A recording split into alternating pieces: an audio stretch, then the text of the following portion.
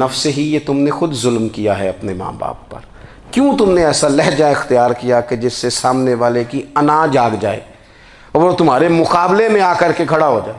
کیوں تم نے اس طرح کے انداز اختیار کیے کہ جس سے سامنے والا بھی سارے پنجے کھڑے کر کے باہر نکل آئے اور کہے آ جاؤ پھر میں ابھی میدان میں حاضر ہوں؟ رسول کریم کی فصاحت، بلاغت دیکھیں نا، حضور 2-4 جملوں میں ساری بات سمجھا جاتے ہیں.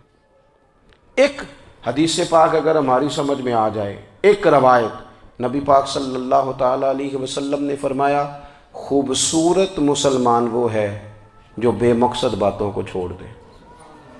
لو، اس سے پوری زندگی سجائی جا سکتی ہے، ایک جملے سے پوری زندگی سواری جا سکتی ہے.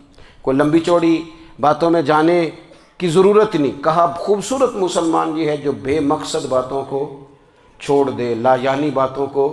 کیا کہتے ہیں ہمارے دیہات کے لوگ، جڑے پنڈ جانا نہیں